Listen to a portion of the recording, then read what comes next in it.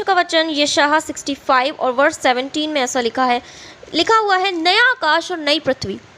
और वचन कहता है, क्योंकि देखो मैं नया आकाश और नई पृथ्वी उत्पन्न करता हूँ और पहली बातें स्मरण ना रहेंगी और सोच विचार में भी ना आएंगी। हालेलुया। क्यों परमेश्वर हमें बार बार इस वचन से हमसे बात कर रहे हैं?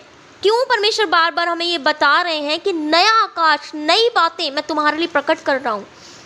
और वचन में लिखा है कि पुरानी बातें बीत जाएंगी, वो स्मरण में ना रहेंगी। और वचन में ये भी लिखा है कि पुरानी बातों पर मन मत लगाओ। क्यों परमेश्वर बार बार बता रहे हैं कि वो नई बातें हमारे जीवन में प्रकट कर रहे हैं, और जो पुरानी है, जो पास्ट है, जो बीता हुआ है, वो स्मरण में ना रहेगा और उस पर हमें मन नहीं लगाना।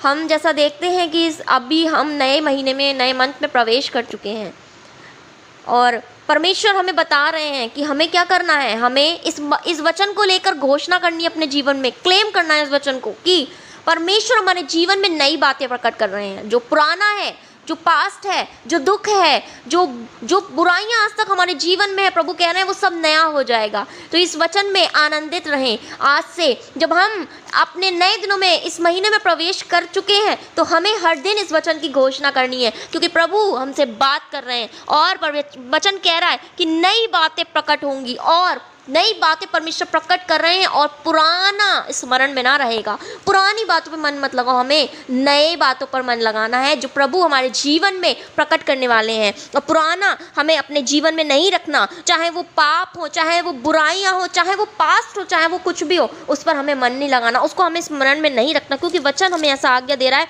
और 18 वचन में लिखा है, इसलिए जो मैं उत्पन्न करने पर हूँ उसके कारण तुम हर्षित हो और सदा सर्वदा मगन रहो, क्योंकि देखो मैं यरूशलेम में को मगन और उसकी प्रजा को आनंदित बनाऊंगा। हालेलुया। परमेश्वर हमसे प्रॉमिस कर रहे हैं, हमें कह रहे हैं कि तुम जो मैं प्रकट करने पर हूँ उसके कारण आनंदित रहो और सर्वदा मगन रहो, क्योंकि मैं तुम्हें आनंदित बनाऊंगा, तुम्हें सर्वदा आनंद करने वाला बनाऊंगा, अपनी प्रजा को आनंदित करूंगा। सच में मेरे प्रियो, मैं और आप उसकी प्रजा हैं, और सच में परमेश्वर का प्रॉमिस है कि वो हमें आनंदित बनाएगा। और हमें क्या करना है? उसकी आज्ञा पर चलना है, कि हमें उसके वचन के अनुसार करना है, हमें आनंदित और सर्वदा मगन बने रहना है।